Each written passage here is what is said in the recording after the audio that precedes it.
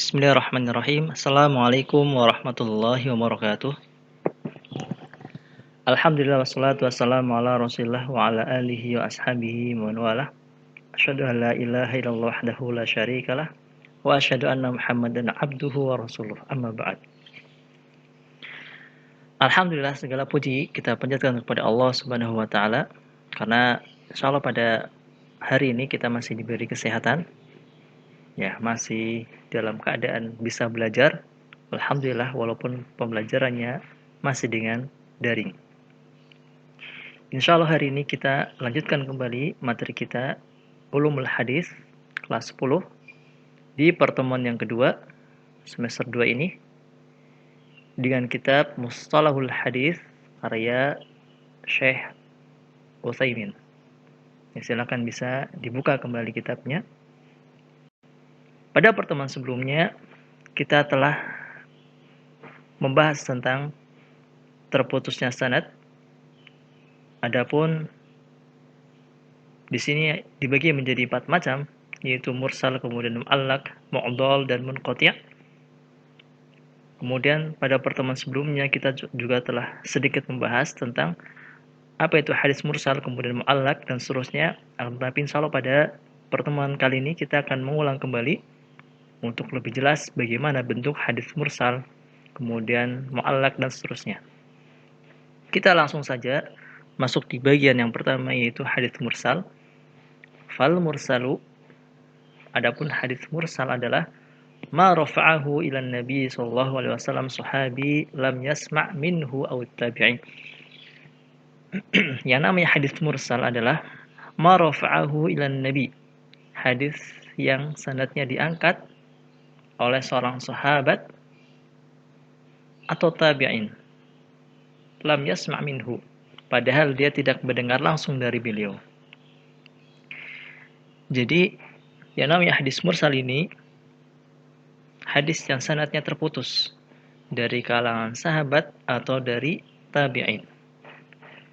Adapun biasanya bentuk hadisnya adalah hadis ini diriwayatkan oleh tabi'in tetapi langsung kepada Rasulullah tanpa dengan perantara sahabat. Ini biasanya hadis mursal bentuknya seperti itu.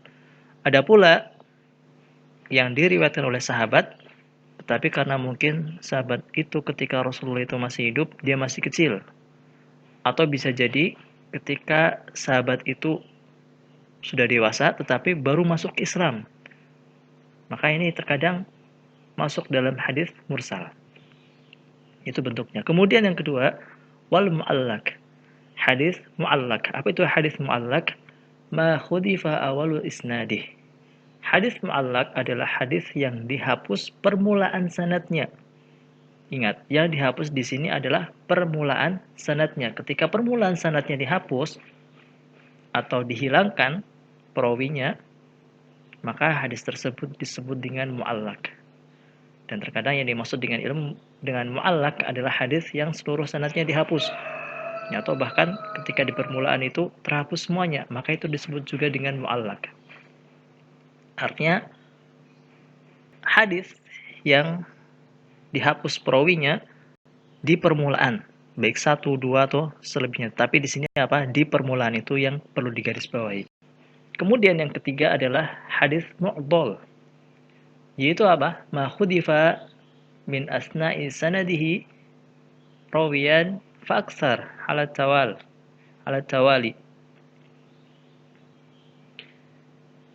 Adapun hadis mu'dhal adalah hadis yang di tengah-tengah sanadnya ada 2 perawi atau lebih yang dihapus secara berturut-turut. Ada 2 perawi di tengah-tengah sanad. Ini yang perlu digarisbawahi adalah di tengah-tengah sanad, bukan di permulaan. Kalau di permulaan masuknya hadis mu'allaq. Tapi di sini di tengah-tengah sanad ada 2 perawi atau lebih yang dihapus perawinya itu secara berturut-turut. Maka ini disebut dengan hadis mu'dhal. Kemudian yang keempat, hadis munqati', yaitu ma khudifa min asna'i sanadihi rawiyan fa aktsar la ala tawali. Hadis munqati' adalah hadis yang di tengah-tengah sanadnya ada 2 perawi atau lebih yang dihapus. Ini sama halnya dengan hadis mu'dhal, tapi bedanya adalah kalau hadis munqati' tidak secara berturut-turut. Ya, nanti bisa penjelasan bagaimana berturut-turut dan bagaimana tidak berturut-turut sebagaimana dalam kita akan lihat contohnya. Ini contoh yang kemarin ya, kita masih membahas dengan contoh yang kemarin. Misalu dzalika marahul Bukhari, sebagaimana hadis yang diriwayatkan oleh Al-Imam Bukhari, qala hadatsana Al-Humaidi Abdullah ibn Az-Zubair, kemudian qala hadatsana Sufyan, qala hadatsana Yahya bin Sa'id Al-Ansari, qala akhbarani Muhammad bin Ibrahim At-Taimi annahu sami'a Alqamah bin Abi Waqqas Al-Laitsi yaqulu sami'tu Umar bin Khattab radhiyallahu anhu alal mimbar qala sami'tu Rasulullah sallallahu alaihi wasallam yaqul innamal a'malu binniyat ila akhirih atau ila akhiril hadis. Di sini dalam contoh hadis ini ya, periwayatnya adalah Bukhari. Maka yang pertama adalah Imam Bukhari, kemudian hadatsana Al-Humaidi, kemudian yang berikutnya adalah Humaidi ya, menceritakan kepada kami Humaidi, kemudian berkata lagi menceritakan kepada kami Sufyan, dan seterusnya. Maka menjadi rentetan ada Imam Bukhari, kemudian ada Al-Humaidi, Abdullah bin Az-Zubair, kemudian Sufyan, Yahya bin Sa'id Al-Ansari, Muhammad bin Ibrahim At-Taimi, kemudian Alqamah bin Abi Waqqas Al-Laitsi, kemudian ada Umar bin Khattab masuk ke sahabat dan ke Rasulullah. Ya, di sini sanadnya sampai ke Rasulullah, dari Imam Bukhari sampai ke Rasulullah Shallallahu Alaihi Wasallam. Kita lihat penjelasan daripada hadis mu'allaq dan yang lainnya. Faida khudifa min hadas sanad Umar bin Khattab radhiyallahu anhu sumya mursalan. Kita lihat faida khudifa min hadas sanad, apabila dalam sanad ini, urutan sanad ini ya, ada Umar bin Khattab radhiyallahu anhu, itu dihilangkan. Ya, Umar bin Khattabnya dihilangkan, maka Imam Bukhari, Al-Humaidi, Sufyan, Yahya, kemudian Muhammad bin Ibrahim At-Taimi, Alqamah, kemudian setelah Alqamah itu langsung ke Rasulullah. Ya, dari Alqamah, dari tabi'in, itu langsung ke Rasulullah. Maka di sini ada yang dihilangkan. Yaitu apa? Yaitu siapa? Yaitu sahabat. Ketika tabi'in meriwayatkan dan itu langsung kepada Rasulullah, itu disebut dengan hadis apa? Hadis mursal. Sumya mursalan. Itu yang pertama. Sumya mursalan, hadis mursal. Hadis tersebut dibawa oleh tabi'in langsung kepada Rasulullah tanpa perantara sahabat. Itu apabila apa? Umar bin Khattabnya dihilangkan. Kita lihat yang kedua. Wa idza khudifa minhu al-Humaidi. Wa idza khudifa minhu al-Humaidi sumya mu'allaqan. Apabila dihilangkan ya perawi Al-Humaidi, ya, apabila dihilangkan perawi Al-Humaidi, kita lihat Al-Humaidi itu di permulaan sanad dari Imam Bukhari, kemudian Al-Humaidi, Sufyan, dan seterusnya, itu di permulaan sanad. Ketika yang dihilangkan adalah Al-Humaidi, maka ini disebut dengan hadis apa? Hadis mu'allaq. Ya, ini disebut dengan hadis mu'allaq karena yang dihilangkan adalah di permulaan sanad, yaitu Al-Humaidi. Kemudian kita lihat wa idza khudifa minhu Sufyan wa Yahya bin Sa'id sumya mu'dalan. Apabila yang dihilangkan perawinya adalah Sufyan wa Yahya dan Yahya bin Sa'id Al-Ansari. Kita lihat Sufyan dan Yahya itu berada di tengah-tengah sanad. Karena sanad permulaan itu ada Imam Bukhari dan Al-Humaidi. Ya. Itu sanad di permulaan. Tetapi sanad yang di tengah-tengah ada Sufyan, Yahya, Muhammad, Alqamah, Umar, itu termasuknya di pertengahan, masih di pertengahan.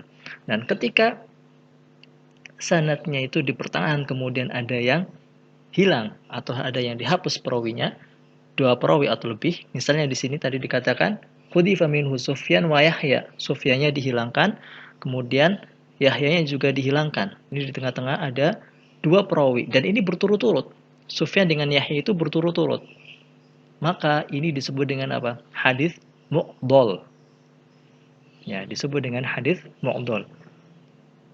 Perawi dua orang atau lebih berada di tengah-tengah sanad yang dihilangkan tapi secara berturut-turut. Ini disebut dengan hadis mu'dhal. Kemudian yang terakhir, wa idza hudifa minhu Sufyan wahdah. Apabila Sufyan dihilangkan tapi sendirian, atau mungkin juga ma'at Taimi, bersama Taimi atau Muhammad bin Ibrahim At-Taimi, sumia munqati'an. Kita lihat antara Sufyan dan Muhammad bin Ibrahim At-Taimi itu ada Yahya bin Sa'id Al-Ansari. Tentu saja ini apa? Tidak berurutan. Karena urutannya setelah Sufyan siapa? Yahya. Setelah Sufyan adalah Yahya. Tetapi di sini dari Sufyan yang dihilangkan, kemudian ada Muhammad bin Ibrahim At-Taimi juga dihilangkan.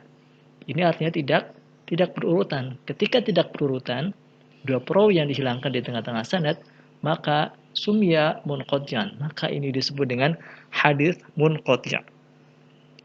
Ya, kembali lagi seperti dengan pengertiannya, yaitu ketika ada dua perawi atau lebih yang berada di tengah-tengah sanad dihilangkan tetapi tidak secara berurutan, maka ini disebut dengan hadis munqati'.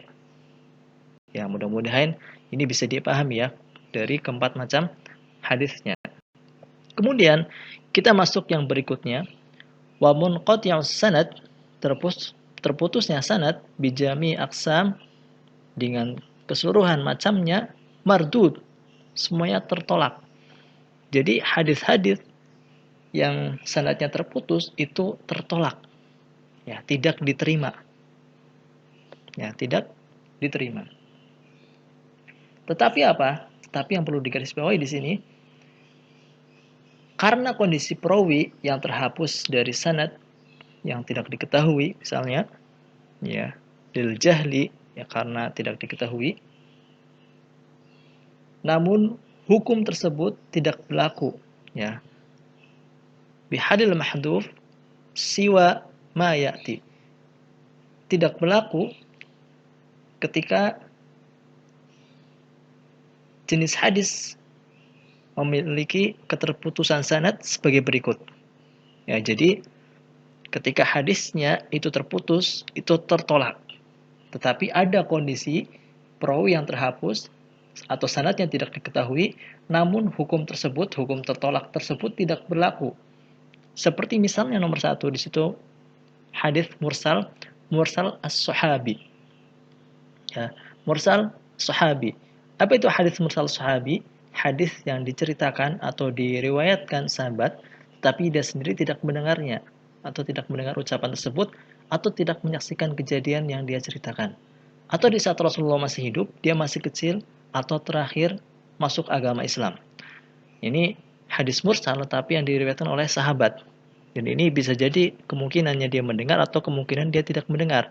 Tapi ketika masih dalam peringatan sahabat, itu masih bisa dimaklumi. Kemudian yang kedua adalah mursal kibarut tabi'in. Hadis mursal itu hadis diriwayatkan oleh tabi'in, tetapi tabi'in itu apa? Kibarut tabi'in. Kalangan tabi'in yang lebih awal bertemu dengan para sahabat, dan mereka banyak meriwayatkan hadis dari para sahabat. Ya. Di situ disebutkan ya di ta'liq atau catatan kaki, kibarut tabi'in humul ladzina aktsaru riwayatihim. Kibarut tabi'in, ya mereka para pembesar tabi'in adalah mereka yang banyak meriwayatkan hadis dari sahabat, seperti siapa? Sa'id bin Musayyab, kemudian Urwah bin Az-Zubair.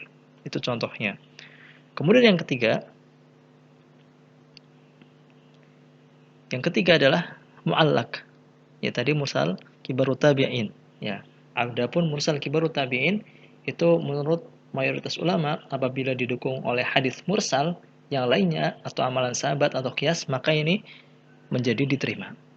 Kemudian yang ketiga, al-mu'allaq, yaitu hadis mu'allaq idza kana bi sighah al-jazm, apabila sighahnya adalah jazm. Artinya sighahnya adalah tegas, bentuknya tegas. Au fi kitabin iltazamat sihatihi ka sahih Bukhari. Dan ini terkadang terdapat dalam sebuah kitab hadis yang memang sudah dipastikan sahih, misalnya kitab Sahih Al-Bukhari. Kitab Sahih Al-Bukhari di sini itu isinya hadis-hadis yang sahih semuanya. Ketika hadisnya itu mu'allaq, tetapi sighahnya adalah jazm, tegas, kemudian terdapat dalam kitab yang sudah dipastikan akan kesahihannya, maka ini menjadi diterima. Kemudian yang keempat, ma jaa muttasilan min tariqin akhar wa tammat fihi syurutil qabul. Yang keempat adalah hadis yang sanadnya terputus. Hadis sanadnya terputus. Tetapi ma jaa muttasilan min tariqin akhar, tetapi dalam jalur periwayatan yang lain itu sanadnya bersambung. Wa tammat fihi syurut al-qabul. Sehingga memenuhi syarat diterimanya hadis. Ya, jadi ada hadis yang terputus sanadnya.